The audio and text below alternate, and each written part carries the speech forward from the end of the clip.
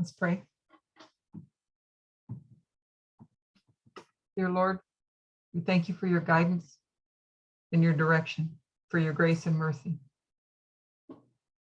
We ask you for your presence to be with us as we begin this review of the Uganda camp meeting, that we would grow in understanding.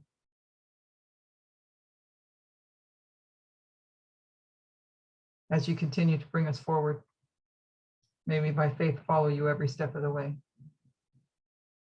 Thank you. We ask all this in Jesus' name.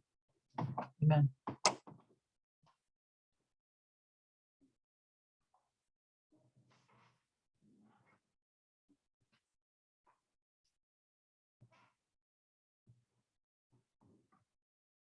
Okay, give me just a second to have it up here.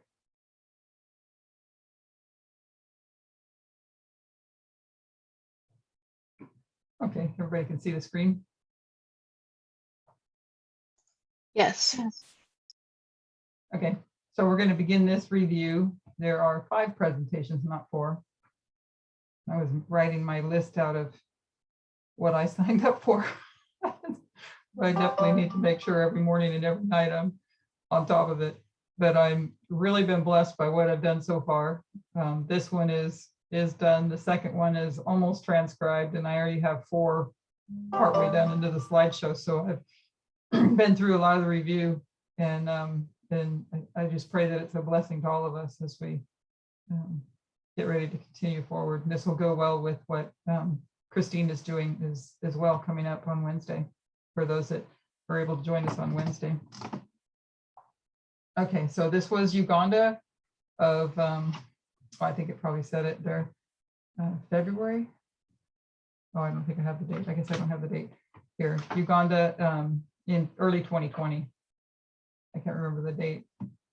So we'll begin with our reform lines. We know how to behave based on where we are on a reform line. So the reform lines teach us how to behave, but only when we know where we're at on a reform line.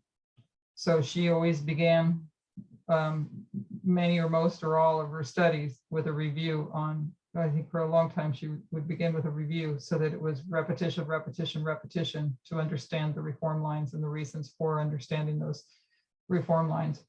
So about 4 or 5 months ago, there was a split that began in this movement that everyone would have been safe from if they knew where they were on the reform line and what to expect.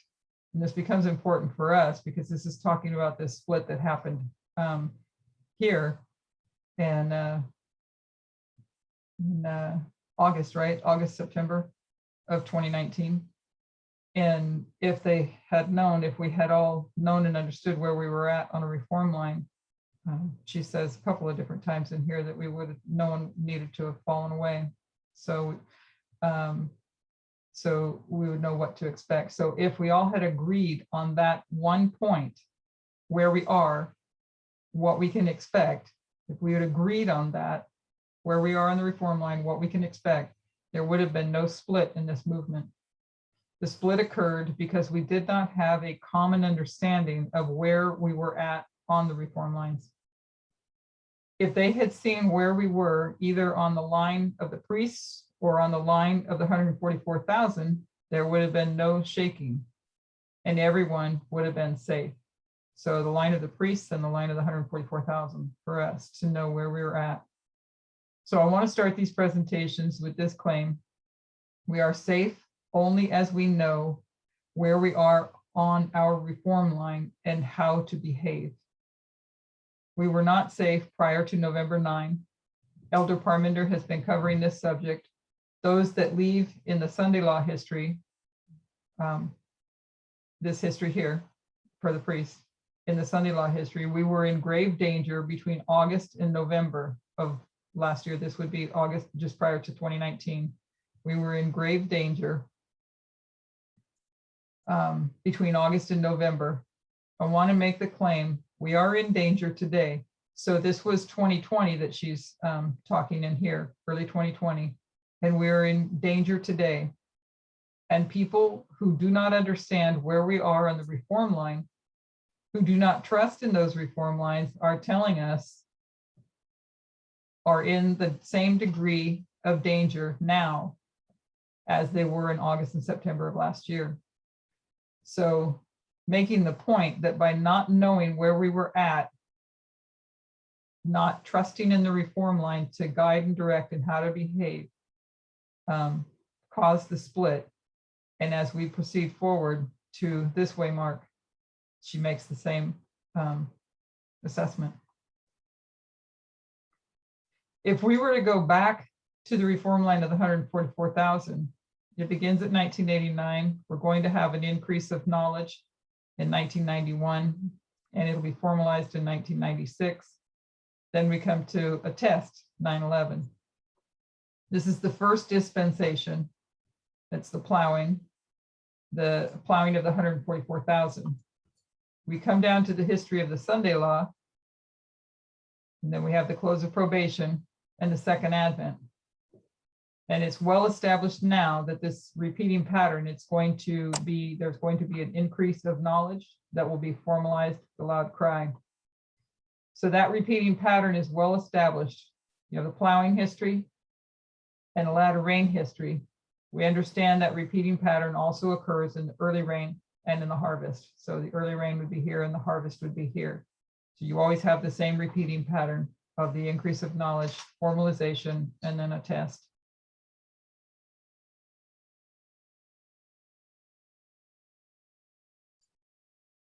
I think I followed this somewhat what she did, but I don't think I did it either. So I won't draw this to scale, the line of the priest, because we want to be able to expand on some dispensations. When it comes to the line of the priests, we have the same history of plowing as the 144,000. So this history of plowing for the 144,000 is the same history of plowing for the priests.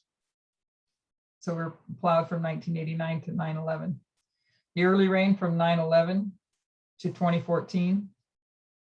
And 2014 begins to latter rain. Let's see, there's going to be another increase of knowledge. Sorry, there's going to be another increase of knowledge in 2009, which was the 2520. And then in 2012, we had the message of time setting, the formalization of the message. Then 2014 begins our latter rain. So that's the latter rain period. The reform line of the priest is just the same pattern fractalized as the 144,000. So this reform line is just a fractal of this big line. So we find our midnight cry in the history of our latter rain. Our midnight cry here in the history of our latter rain. There's an increase of knowledge in 2016 and it's formalized in 2018, and the shut door is in 2019. And now we're in the period of our harvest from now until Panium. So this is our harvest. So you had the plowing, the early rain, the latter rain, and then our harvest here.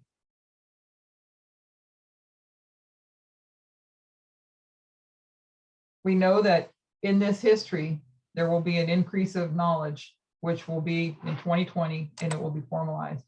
So this is, remember, early 2020, where she's actually saying this, and this was before May. This was, I want to say it was February, March in there somewhere early on in 2020. So she's already saying that there's going to be an increase of knowledge in 2020, and then it will be formalized. So this is the line of the 144,000. And then this is the line of the priests. From this point forward, they're not matching up. I just want to be able to expand on the line of the priests, so they're not put in the right, lined up properly. So when we take this line, or really this whole history of the end of modern Israel, we compare and contrast it with the end of ancient Israel. When we do that, we come to this history where we go to the world. What waymark do we line up with that in going to the world? Where do we do that? That is 34 AD, in the end of ancient Israel. It was 34 AD, and they go to the Gentiles. I find this astonishing that for the most part, all of Adventism has no concept of a history prior to Sunday law of what leads to it. And yet the entire history of the Gospels and the first part of Acts are all about the history that leads to the Sunday law. 34 AD, going to the world. It's all about God preparing Israel to go to the Gentiles. So we've been given a wealth of information to explain to us the time of the end to the Sunday law history. When we do this, we understand that it's to the world from 34 AD or Sunday law. And prior to that, God is going to sort out Israel, ancient or modern, in 2 steps. So this history here is the sorting out of ancient Israel and modern Israel in 2 steps. First, the disciples, they come to their test, which is the cross. They've been trained under John, trained under Jesus, and then tested. The cross lines up in its primary sense with November 9, 2019. So we see the cross here. And this period is training to go to the world. Repeating the point that we began with, just understanding that alone, if we would have just agreed on that point alone, there would have been no split late last year. If they had agreed that we must have an increase of knowledge on the Sunday law, and at the cross was this waymark. We're not going to go through the history of the end of ancient Israel today, but everyone knows how strong that is if you've seen someone present that logic. That simple reform line alone should have prevented a shaking. So understanding that simple reform line, knowing that 34 AD, looking at the Gospels, looking at the beginning of Acts, and seeing that at 34 AD they go to the world, we should have known that. So we look at the history where the first angel passes the mantle to the second. That's his history here. I think I got a typo there. And I think it's supposed to say 2014 here, right here, 2014. And we line up 9/11 with the baptism. So this is 2014, that should say 2014 right there. And we line up 9/11 with the baptism. So at the time of the end, the birth was the birth of who? You had the birth of John and Jesus both. And we have both arriving at the same point in time. So John and Jesus both arrive at the same time. The first and second angel arrive at the same time. You have the first angel, John, do his work, and you have the arrival of the second angel of Jesus at his baptism, but he's not yet taking over leadership. So at his baptism here is the arrival of the second. They're both here, but the arrival of him here, and he doesn't begin his work after the baptism. He's not yet taking over leadership. He says his time is not yet come. And there's a good study in Portugal. I think I'm pretty sure it was Portugal, where she did a couple of different presentations to go through this, that verse of his time has not come, when he says that. So he goes into the wilderness, the marriage of Cana, and then the first temple cleansing. It transitions from John to Christ all prior to the cross. So he goes through the wilderness, the marriage of Cana, and then the first temple cleansing, which is 2014. And all of that happens before the cross. So I don't want to spend any more time on the line of Christ other than to mark a couple of points, just as a reminder. Both leaders exist at the time of the end. One is just going to stay in obscurity until it's his time. That would be the second angel. That's the first point. The second point is the transition from the first to the second. So you have both at the time of the end, then a transition, always at our middle waymark. There's a transition in leadership from the first leader to the second. And a third point, just revision, the first angel, John, what's John's problem? John does not understand the nature of the kingdom. So you have Jesus come, and does he understand the nature of the kingdom? Yes. And he's going to try and teach that through parable methodology. And we just saw an example of that in the Desire of Ages this morning as we went through that. So Jesus does understand, and he's trying to clarify the kingdom of heaven. And he's going to do that, teach that through parable methodology. So Ellen White tells us that John has this problem. He doesn't understand the nature of the kingdom. And then you go particularly to Matthew 13, but all through the Gospels. And Jesus repeatedly is saying to the disciples, the kingdom of heaven is like. In parable after parable, he says the kingdom of heaven is like. He's trying to teach them what John had wrong. When you get down to the history of Gethsemane and the cross, who is tested? The disciples. The movement is tested. And just asking, does that make sense? Is everybody following what we're saying here? Yes. Okay, so you get down to the cross and this movement is tested. And she's pointed out that had we understood where we're at on a reform line, no one needed to fall away. The Pharisees, they've already rejected. It's the movement and those that claim to believe the movement that were tested. And all those who failed that test had not been able to transition from the teaching of their first leader. That's the 3 points I want us to remember. Both arrive at this time of the end. They transition at the first temple cleansing, the middle way mark. And the work of Jesus through parables is to help people learn what the first angel had wrong. So in 2014, there's a transition and we're to learn what the first messenger had wrong. Does Jesus understand the nature of the kingdom? Yes. In his message, does he make a mistake about the nature of the kingdom? We all know that's no. Remember that point, because people who did not understand our reform lines, do not put their faith in them, are starting to share the thoughts that in the history of our latter rain and harvest, this movement has all of these errors about the nature of the kingdom. So she's saying that in this history and in this history, people in the movement have all these errors about the nature of the kingdom. There are complex arguments between FFA and ourselves, but just accepting the reform lines should have been enough for people. We're in the same position today, just understanding that point alone. So here she's saying we're in the same place. People are not understanding, do not have the correct understanding of the nature of the kingdom.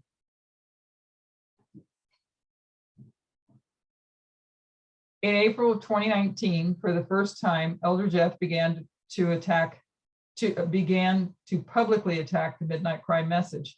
And this was April 2019, where she mentions that. I think earlier on, if I remember correctly, it was referred to as March. But in March and April, March was that last camp meeting that FFA did, and Elder Jeff was going to retire. But if everybody remembers, where did he go in April?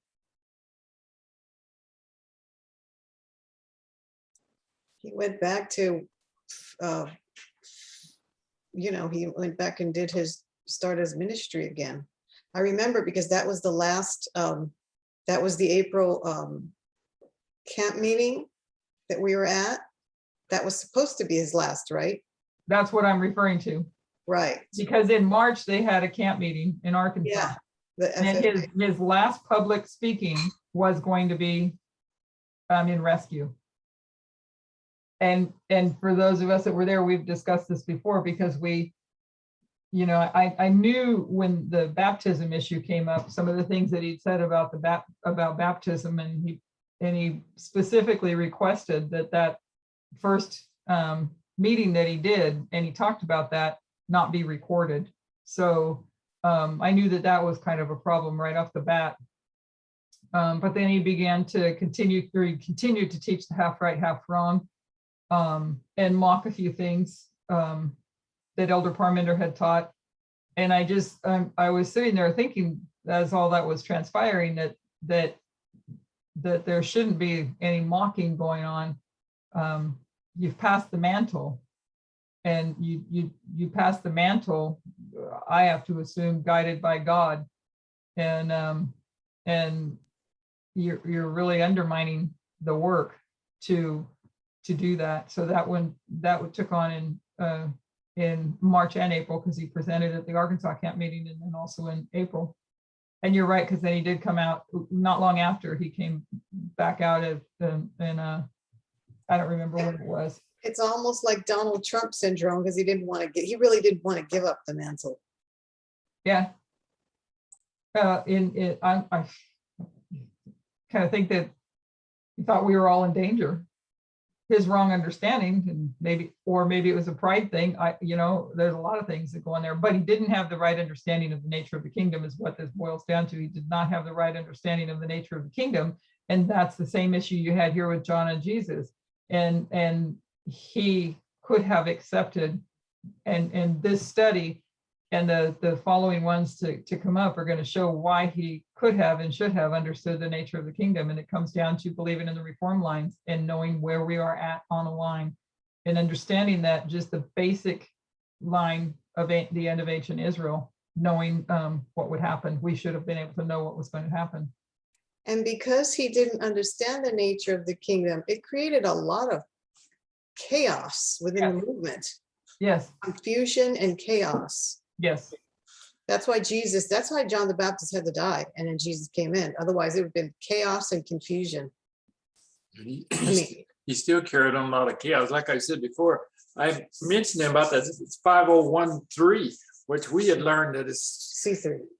501c3, that if the church was to back out, they'd go bankrupt. The government almost but shut that Adventist church down. So that's why they have to stay with it.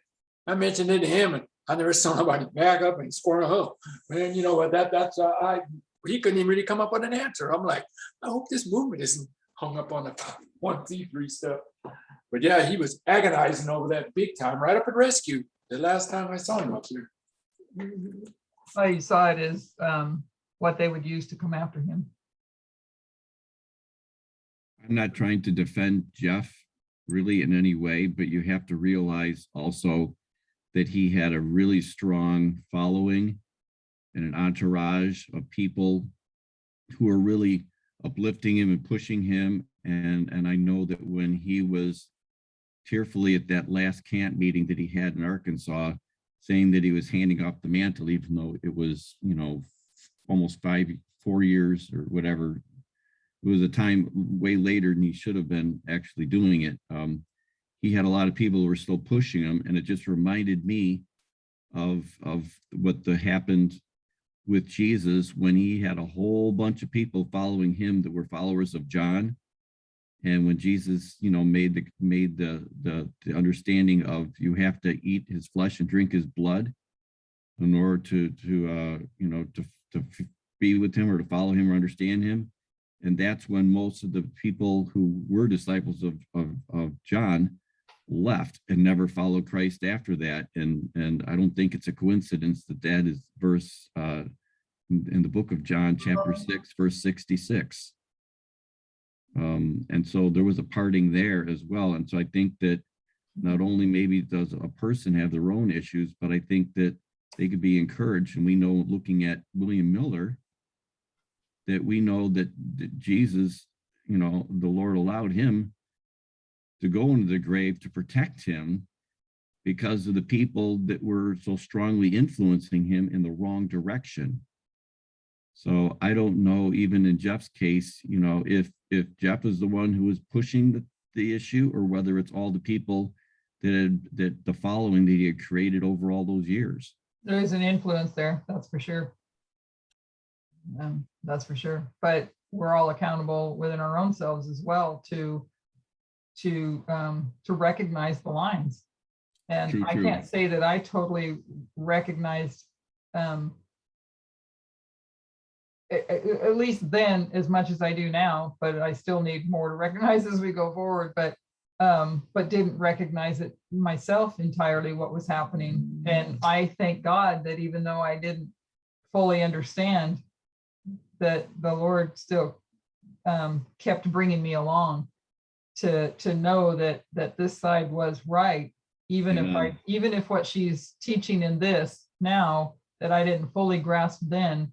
And that's what this has kind of said to me, especially when we look at heading to Panium, that that we were all in danger by not understanding, but somehow, I don't know what it is, but somehow by faith, we're all still here. We got through that transition, and through that test, and we stayed on this side of things. But what she's talking about though is by not understanding where we're at on the lines here, that's what caused so many of them to leave. And so she's, saying the same thing in the harvest before we get to Panium. So, okay, so for the first time, he began to publicly attack the midnight cry, but he didn't do it openly. He began by attacking the message of 2012, the conclusion of his study. And I remember that being specifically talked about too.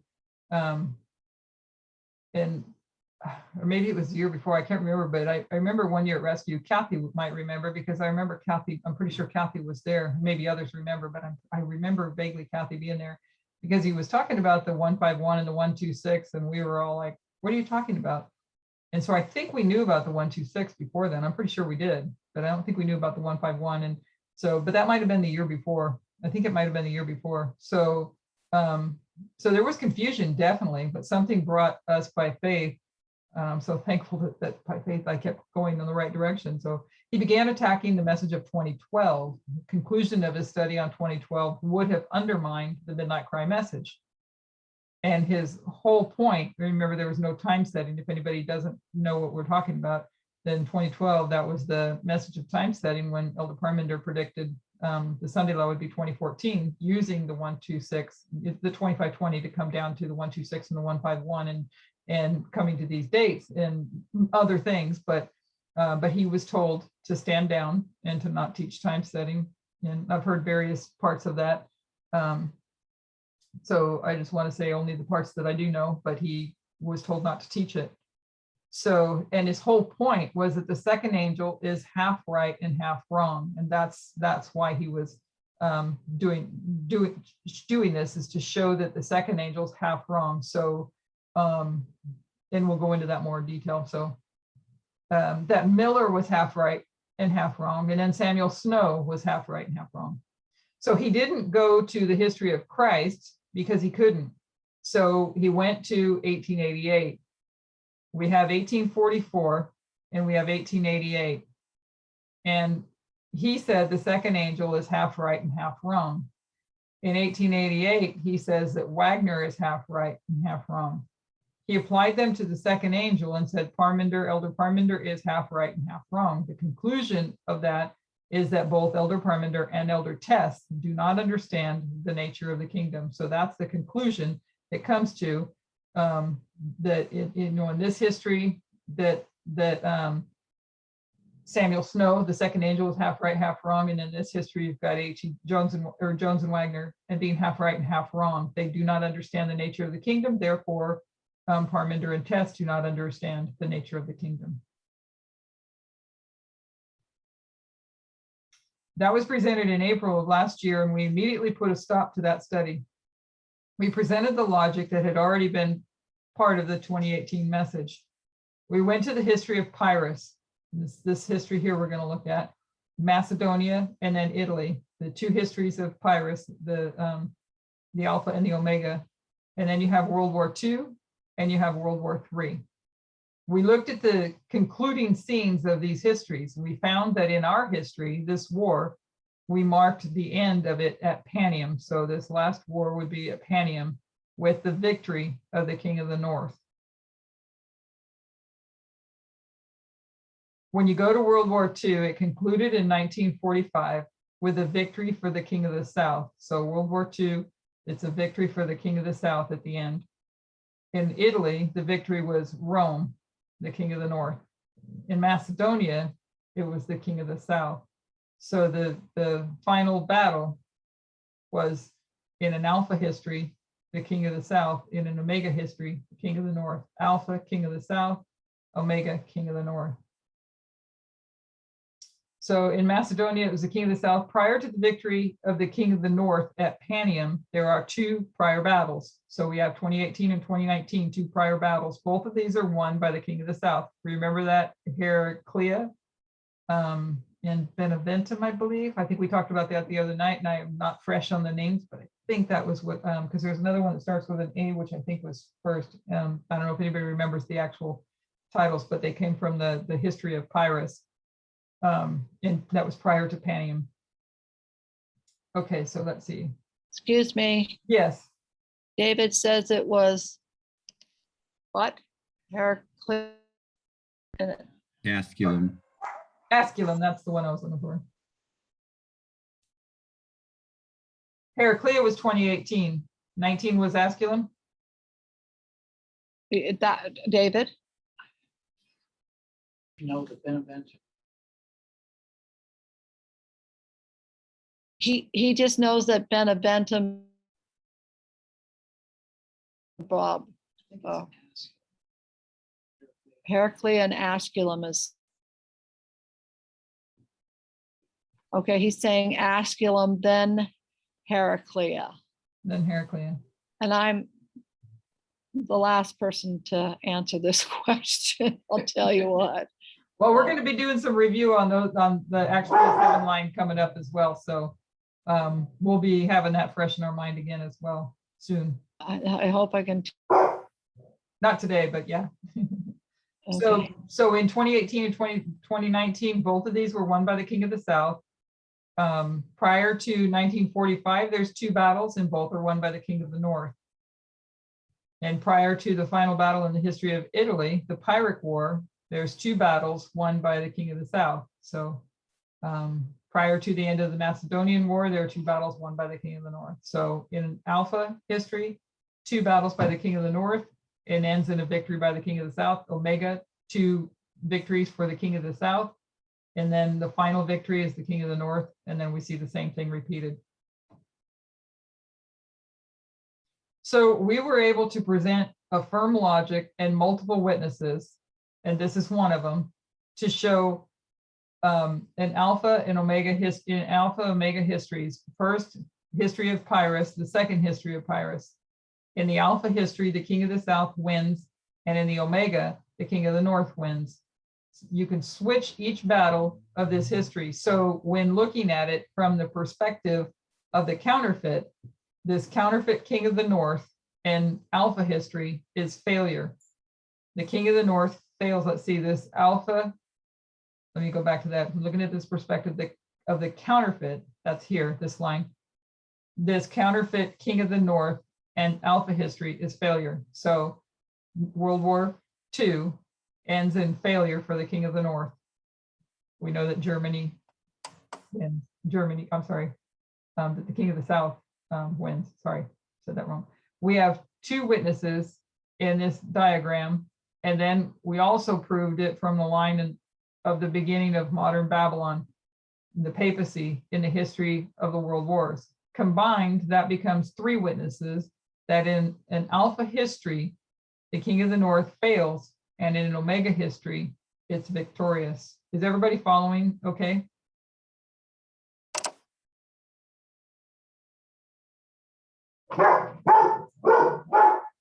Okay, so we recognize that when we come to 1844 and 1888, all of this is an alpha history. So this is the alpha history here. And there's 2 losses and then a victory. 2 losses. When we get to the history of the 144,000, we have victory. So we have a loss here, failure, failure, success.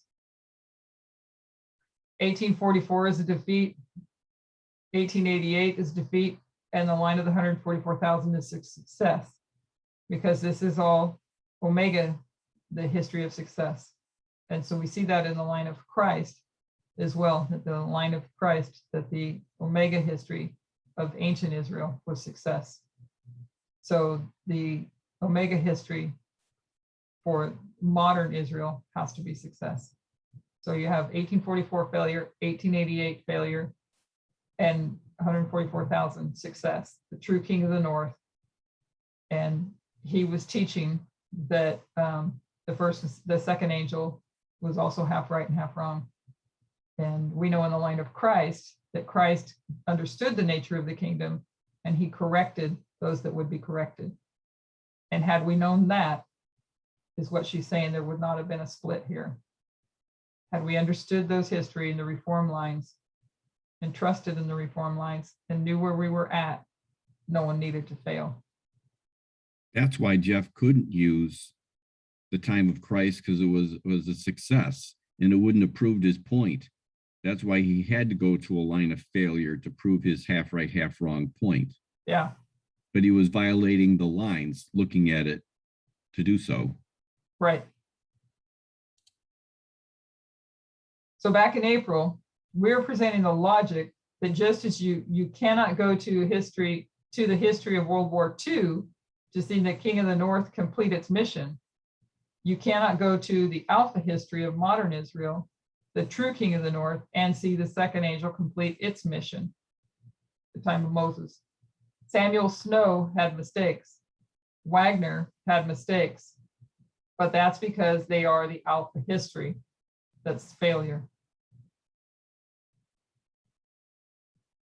You cannot drop a history of failure on top of a history of success without taking into account that modification, that there would be failure, failure, success in that Omega history. And it's the same with the true King of the North. We can't drop the Millerite history straight into our own without making some modifications. And what makes the history successful is that the movement unlearns the mistakes of the first angel. That's the difference between failure and success. So the Omega history, the second angel is going to correct the mistakes of the first angel, which happened in the line of Christ. In the history of Christ, which is a history of success, it's an Omega history. John does not understand the nature of the kingdom, but then Jesus comes and he understands the nature of the kingdom. He's able to explain it. When you come to Millerite history, the Alpha, which is a failure, Miller in his message does not understand the nature of the kingdom. It transitions then to Snow, and Snow does not fix those mistakes. He's expecting Christ to return October 22nd, just like everyone else. So at the beginning, they start the same. These histories all start the same. They start the same. I want to note the beginning of these wars is the same. You don't start switching things in the beginning. So there's no switch from King of the North to the King of the South. You do that at the end. So Alpha or Omega, they all start with the exact same pattern. Then you get about halfway through and you have to switch. Whether it's the line of Moses, the beginning of ancient Israel, the end of ancient Israel, the beginning of modern Israel, or the end of modern Israel, they all start with the same pattern. They start the same way. The first angel is always mistaken about the nature of the kingdom. Moses, John, Miller, and Jeff. They all misunderstand the nature of the kingdom. So those reform lines start with the same pattern. Then, just like the King of the North in its Alpha and Omega histories, you come to the history of the second leader, and you have to take into account that dynamic of success and failure, Alpha and Omega. So to repeat myself, if that was confusing, all of our 4 reform lines start the same way. These 4 reform lines here, they all start the same way. And the reform lines that we look at with Moses and John, Miller, and Jeff. The first angel does not understand the nature of the kingdom. Moses thinks he needs to take it by force, by fighting. John thinks it's this earthly empire. Miller thinks that the earth is the sanctuary, and we'll come to Elder Jeff. But on 3 witnesses, we know that he also misunderstands the nature of the kingdom. So our reform lines start the same, whether they're Alpha or Omega. Then we come to the arrival of the second leader. And in the history of success, the Omega, you find those mistakes corrected. Jesus is able to correct their understanding. He has the right message, a perfect message, if I can use the word perfect in that parabolic sense. Then you come to Miller. Samuel Snow corrects nothing. So it becomes a history of failure. Then we come to our history to history of success. So we just, like the end of ancient Israel, this second half of our reform line from 2014 forward, we must see a correction of the mistakes of the first messenger. The reason I labored this point is so that you have it embedded in your minds and refreshed. People struggling in this movement about what the nature of the kingdom looks like, and they're coming to the conclusions that Elder Parminder and myself and all those who would want to sign their name onto this, the nature of the kingdom that we've been teaching in the history of the midnight cry into this time period of harvest, this period here and then into harvest, is incorrect. That there was mistakes with Elder Jeff's model and with our model. So there are people that are actually here teaching that there were mistakes in Jeff's model and with Elder Parminder and Elder Tess. So if you have people teaching that there's mistakes in this history and that the second angel did not correct the mistakes of the first angel, then where does that leave us as we get here?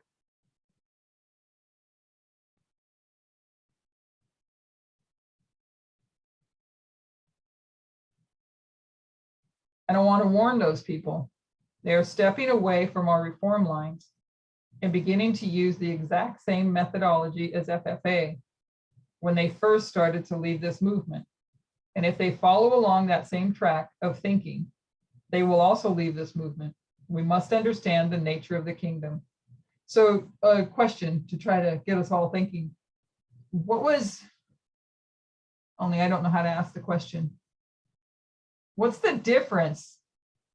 We'll start with vague and try to work our way there. What's the difference between the first and the second angel, ideology-wise, maybe, if that's the right word to use?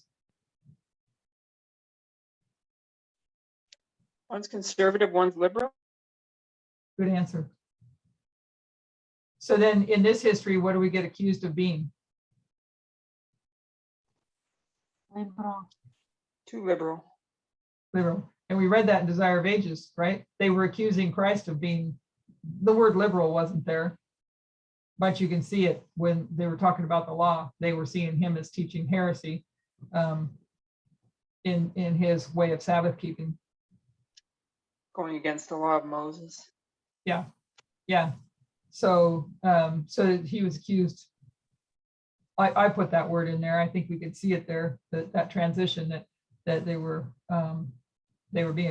was being accused of being liberal. So there's an accusation of being liberal, so that this side believes that, in the conservative side believes that, or does not understand the nature of the kingdom. It's not conservative. So this side is now prone to, and I remember when the pants issue first came out and the liberal and conservatism was becoming, we were becoming more aware of it. I remember thinking that we can't just jump off this conservative path that we've been on. I myself, and I think others can probably feel the same way, that the only conservativeness that I had in me was wanting to follow God as I understood it. But if there was something he's going to teach me and I need to understand more, that's what I'm always praying for, because why are we in this if not to go all the way? So that was my thought, my thoughts along the way. And so if he has to correct me that conservatism is wrong, then I also have to be aware that liberalism, you don't just jump away and start leaving all the vows and all of that. So that gets talked about too in these, is the vows, because that's where they were really attacking, was the baptismal vows, 4, I think, in particular. So we must understand the nature of the kingdom. In other words, then, is it conservative or is it liberal? Is it either? We're going to be accused of going against the thus saith the Lord. And we're not going against every thus saith the Lord, but because we're using a different methodology and understanding history correctly, we're going to be able to differentiate between those things in God's word that are eternal and those things that are dispensational.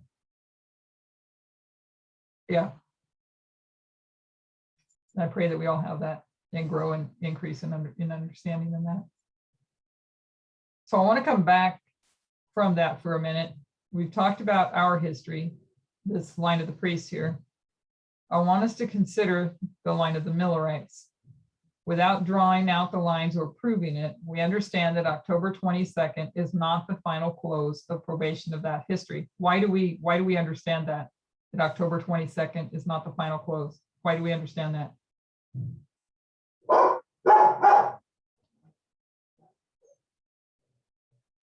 It was a history of failure. Looking for something more specific. Go ahead. Somebody else gonna say something? It's the next sentence, because you realize that the church didn't even go to work until, or the movement didn't go to work until 1850. Right. And why do we know that though? What gives us that information? Sorry, I think I was being dropped off at my door. Because of fractals, Is what? because of the fractals. I mean, it's the fractal of a big cause of probation. I missed some of what you said.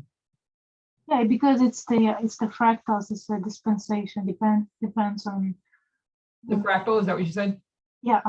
Yeah, fractal is part of it. And there's another part. How did we come to understand that there's a little bit more that they're probably all right, but what else gave us this understanding that October 22nd is not the final close of probation?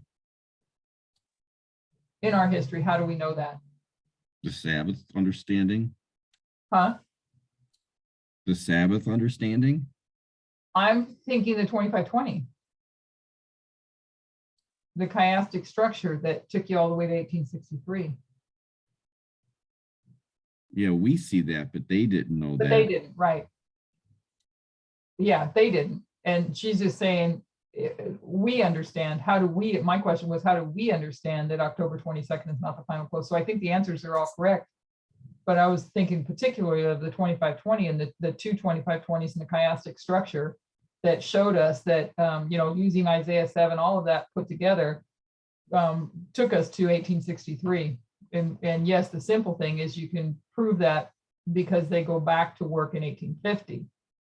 But having a broader picture of the whole 2520 and the chiastic structure showed us. So we know when you lay out that line that October 22nd is not the final close of probation.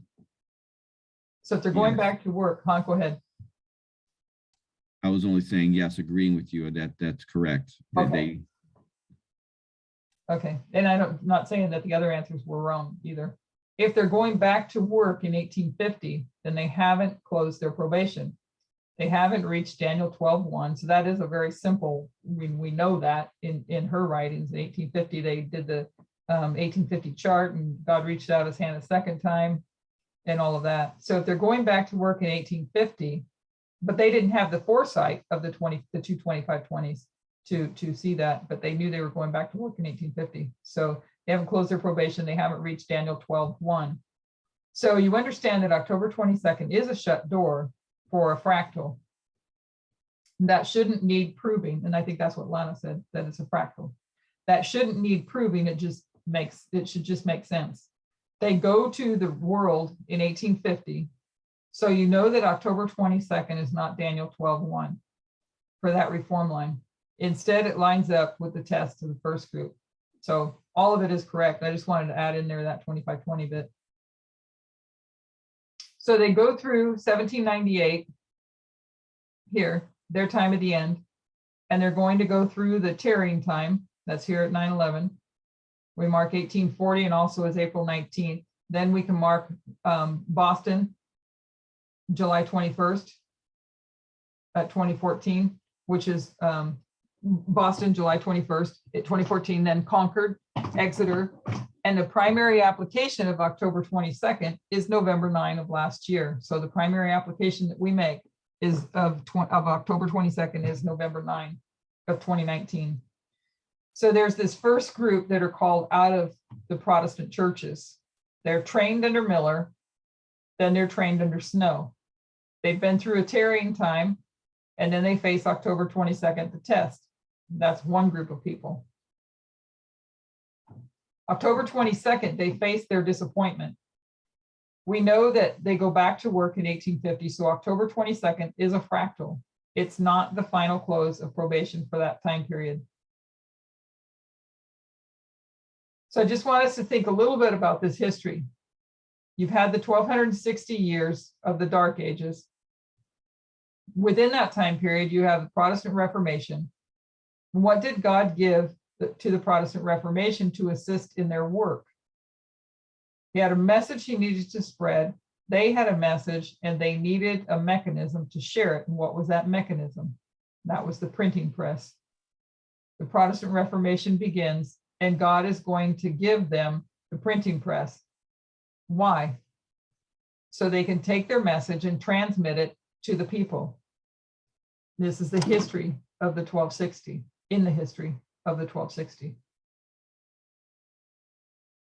Then we come to the history of the Millerites. The Millerites have a message that needs to be transmitted to the people rapidly.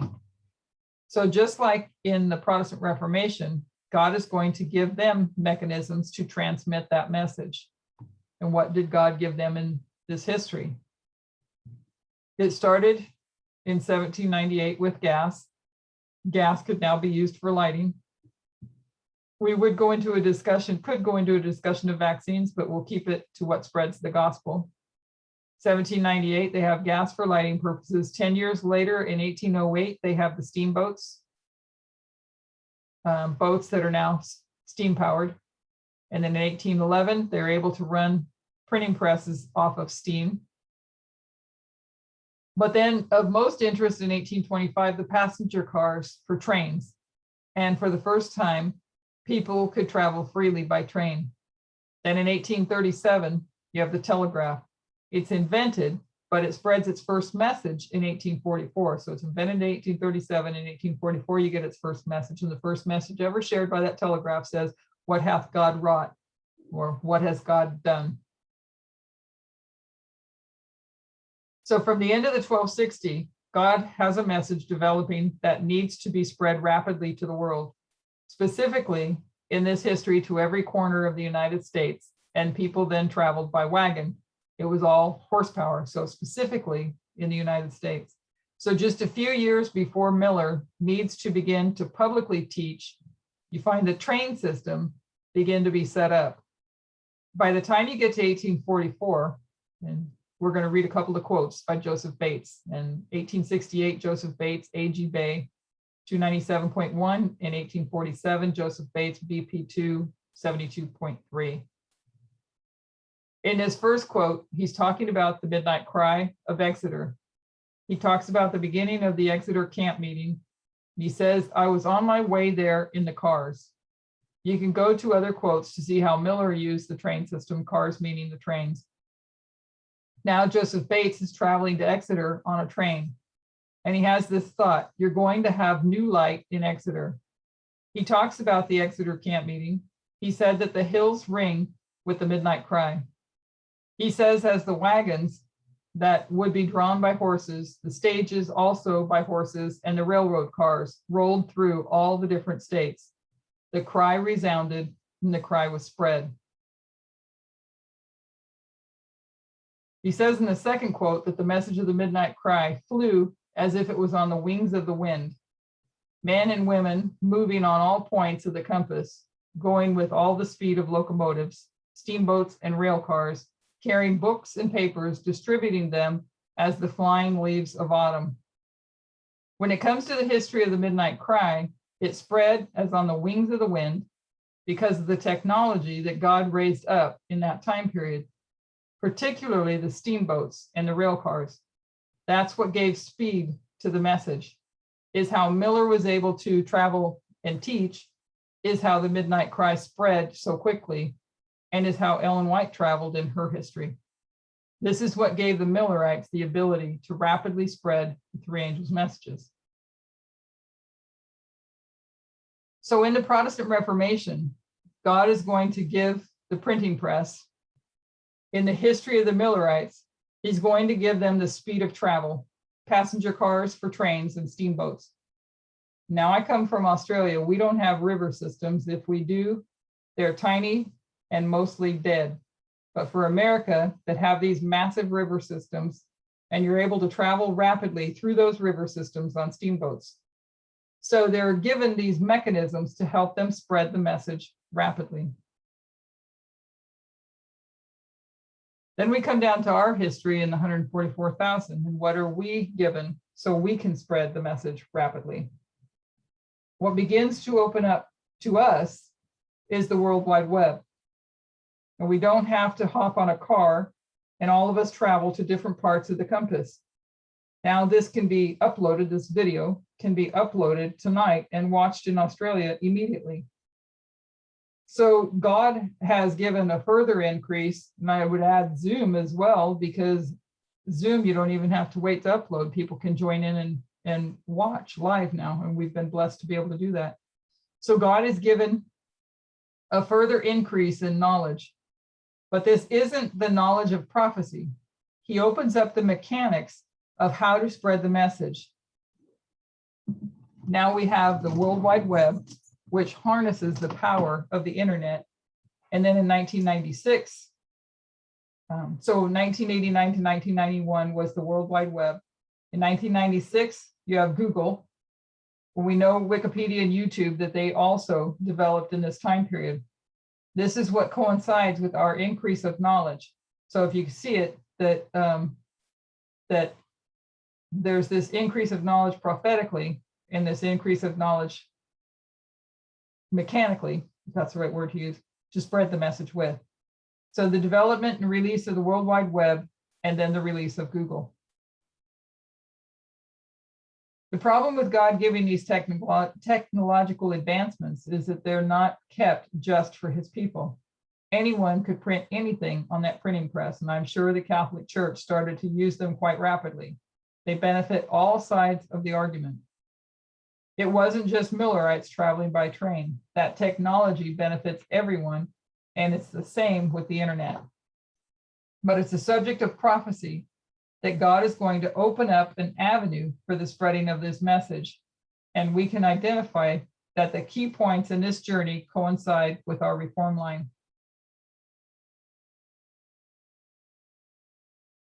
So if we were to come to the history of 1996, we find two information streams, CNN and Fox. We've spoken a lot about these information streams.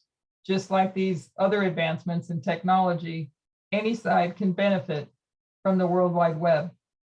And very quickly, these two opposing sides harness that engine.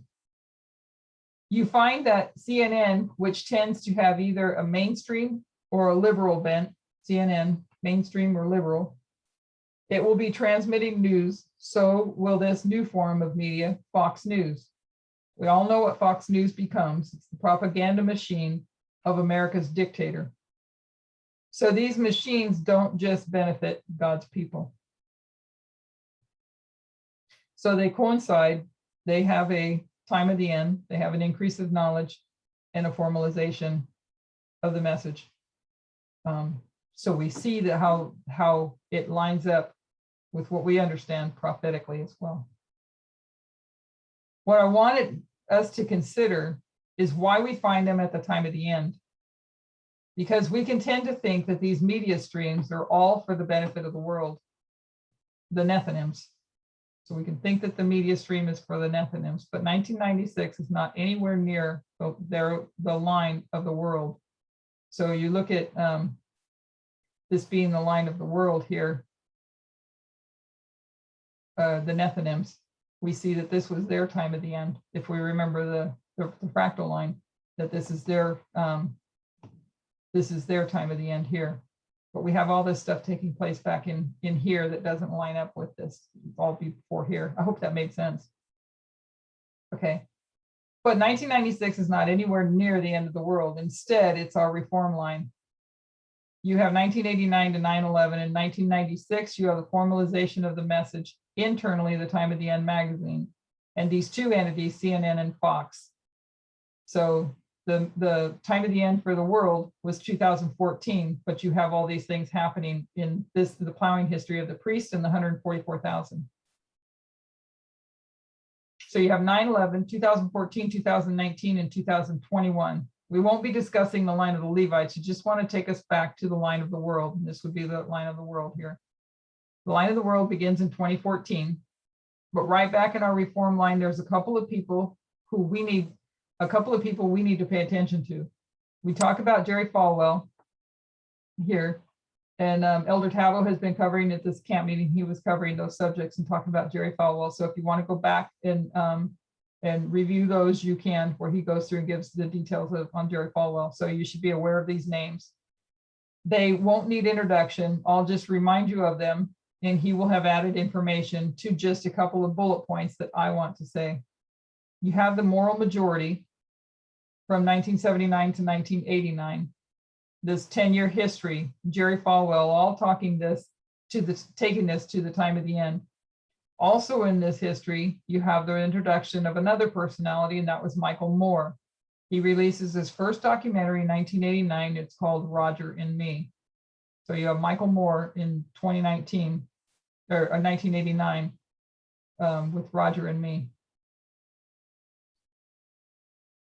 So Michael Moore begins to spread his message, fulfill his life calling in 1989. These guys should all be moved over here, sorry.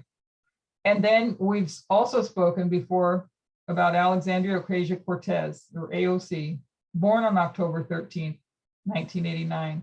So you have Jerry Falwell for this 10-year prior here that leads to the league with the connection with Ronald Reagan. You have Michael Moore and Roger and Me in 1989. Then you have AOC being born in 1989. So all these, we have the line of the world doesn't begin till 2014, but you have all these people that can be traced to 1989 as well.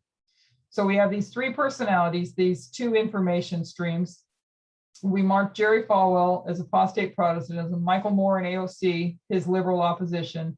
I just want us to note all these people connect to the time of the end for the 144,000. They all connect here. So you know that they are relevant for everyone who wishes to be a part of the 144,000.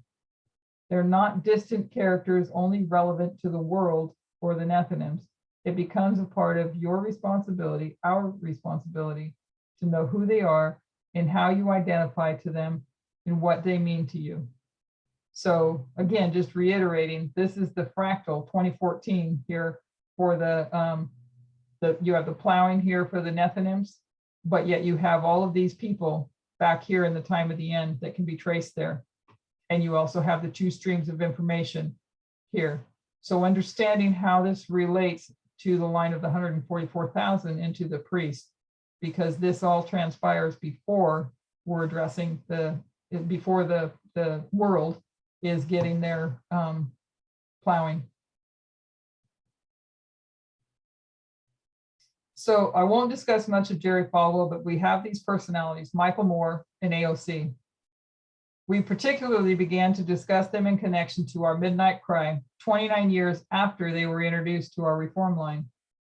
And we're going to connect them to the line of the world. Before we do that, I want us to have it clear in our minds, these people are relevant for the 144,000, and we have to know how to relate to them. Because as priests, this is our line as priests, but you remember our line, the line of the 144,000 goes from 1989 all the way to the close of probation. Daniel 12:1 for the 144,000. In our final minutes, I just want to recap because I know we've covered a few concepts. We did the line of the 144,000. There's 4 dispensations and 5 waymarks, key waymarks. You have 1989, 9/11, the Sunday law. If I'm on the wrong, I don't have it up here. I don't have that right line here. The Sunday law here, and the close of probation, and then the second advent. We identified that the Sunday law connects with 34 AD, the spreading of the message to the world. By this time, God has sorted out his church, 34 AD with the Sunday law, he sorted out his church. We know that in an Omega history, it's 2 groups, and in an Alpha history, it's only 1 group. So by this time, God has sorted out his church. Then we left that subject and went to this first group. I wanted us to relate to both the Millerite reform line and the line of Christ. So we built its 4 dispensations, 1989, 9/11, 2014, 2019, and 2021. 2021 for the priest. As way of revision, we just touched on the history of Christ. Twice he goes to the church, Israel, then once to the Gentiles. The first time he takes a group out of his church, and they are known as the disciples, they go through this history of training under the first and second messenger. At the end of the training from the second messenger, they face the test of the cross. That would be here. And to pass that test, they have to have learned one important thing. They're not followers of the first. They're not the followers of John the Baptist. They're not followers of William Miller. They're not the followers of Elder Jeff. They have become followers of the second. If they have not learned that they leave, as did Judas before the cross, just as Elder Parmenter has discussed the Sunday law history, the many that leave. So the cross is the first time God reaches into Israel and pulls out of people. He's going to do the same thing at Pentecost. So he's going to pull out of people at Pentecost as well, the second group. We wanted to remember three things. One, the first and second messengers, the leaders, arrived at the same point at the time of the end. You have the arrival of the second at the baptism, but this time, his time has not yet come to take over that ministry until after the baptism with the first temple cleansing. Two, he's going to teach through parables, and the point of what the disciples need to learn is that while John plowed them, while he trained them, the first messenger does not understand, three, the nature of the kingdom. But the second does, and they have to trust the second. John taught that this kingdom was an earthly empire. Jesus died because he believed John's message over Christ. That's where he failed. Judas, I said Jesus, forgive me. Judas died, I might have said Judas. Judas died because he believed John's message over Christ, and that's where he failed. Some of the disciples may have been confused. There were things that came as a shock to them, but Ellen White tells us that at the cross, they loved Jesus, here, 2019, they loved Jesus more than they ever had before. Their loyalty on that level could not be shaken. That's kind of answers to what I was thinking as well, that they may have been confused. That would be us looking at this history here as we approach 2019. Some of us may have been confused, and that there were things that came as a shock. But Ellen White tells us that at the cross, they loved Jesus more than they ever had before. Their loyalty on that level could not be shaken. So the two leaders both exist from the time of the end. The second arrives, then the second takes over, and then the second is going to teach them the pure, true nature of the kingdom. Then they are tested based on whether or not they've understood and accepted that message at the shut door of the cross. We spoke about the difference between a history of failure and a history of success. In April last year, Elder Jeff is going to make his first open attack on the message, and he does it nicely, but the consequences of what he was attempting to share were serious. So we responded politely, I believe, but firmly. We had to say openly for the first time that his message was dangerously incorrect. This was in April of 2019. The message of October 2018 had given us two Alpha and Omega histories. Pyrrhus in the Alpha, so the Midnight Cry gave us these two histories here. Pyrrhus in an Alpha, and then Pyrrhus in an Omega history. We had the second witness of World War II and what we already knew of World War III. We were able to understand through this study that while the reform line begins the same at the time of the end, when you see the King of the North and the King of the South, you don't have to make switches. It's all consistent at the time of the end. But then when you get to these three final battles, there's a difference between failure and success right from the history when we would mark the Midnight Cry. And you find that in the history of failure, these Alpha histories, this counterfeit king of the north fails in the alpha histories, failure of the king of the north. And then in the omega history, this counterfeit king of the north is successful. So just as we have these two alpha and omega histories, failure, success, we're understanding around this time period that Christ should have come back in 1863, going back to that chiastic structure. And so why didn't he? He didn't because it's an alpha history and the Millerites failed. There's failure for the king of the north here. For God's kingdom in their alpha, they also failed. So Christ could not have come back, not in the history after 1844, not in the history after 1888. Just like this omega history of the king of the north, even here, you can mark failure, failure, success. So if you wanted to take this as one line of Adventism from 1798 to the second Advent, you still find failure, failure, success. When you make that change from a history of failure to a history of success, as evidenced by Christ with three other witnesses, the witness of 1844, the witness of 1888, the counterfeit of the papacy, and the history of Christ, you have four witnesses that all demonstrate that in the time period of the second messenger, they understand correctly the nature of the kingdom, and they're not going to have a prophetic disappointment because there is not a mistake in that message. So Elder Jeff attacked that. I said at the very beginning, we were in a time period of danger before November 9, Gethsemane and the cross. We're in a time period of danger today. We're in the wilderness of temptation. So just as we were in danger before November 9, you can't take your eyes off the lines. We're in danger now. No one needed to leave the movement last year.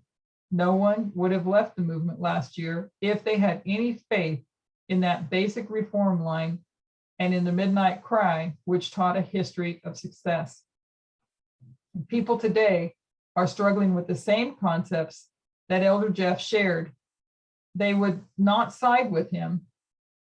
Why would they not side with him?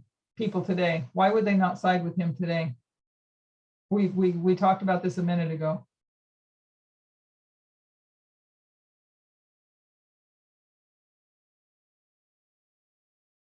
Why would people in this dispensation not side with Elder Jeff?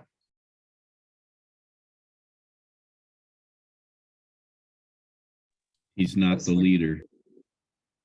That's true. What else? First angel, can't follow the first angel. That too. It's too conservative.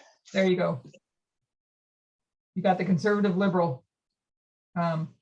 First come out of the conservative, then come out of the liberal. So those ones on this side, they would, they're struggling with the same concepts that Elder Jeff shared. They would not side with him. They would not take his side, but they don't realize they're using his exact same logic, which is divorced from reform lines, and attempting to teach that there are mistakes in the history of the second angel in a line of success. That's where Elder Jeff began, and we all know where he ended. So I want to send a warning to those people meant in love. You're using the same methodology. You're distrusting the lines. You're refusing to trust them and buying into the same arguments Elder Jeff made when he began to separate himself from this movement. You might do it over different doctrines, but you're following the exact same path. If everyone can see just what was taught last April, the difference between a history of failure and a history of success, we could have the beginning of surety of where we are and what we need to understand. The next we'll consider where we are on other reform lines. So we'll close by reading her prayer. Dear Lord, thank you for our blessings. Thank you, Lord, that you do not leave us having to doubt. We know where we are. Lord, you have given us abundant proof of the truthfulness of this movement. Lord, every one of us could fall away. And yet this movement will go on to success with or without us. I pray for every head bowed, Lord, that would be with us for our brethren and that are struggling with these messages, that are distrusting the lines following a different creed. I pray, Lord, that they will see their danger in time, that they will realize that we mean only love, that we do not want to be separated from them as we have been from other brethren, that we also love over these last months. Lord, we do not desire this shaking, but we know that this movement can only be successful as we keep to the truth. We can only be part of that success as we individually keep to the truth. I pray, Lord, that you be with us, strengthen us in your faith. In Jesus' name, amen. Amen.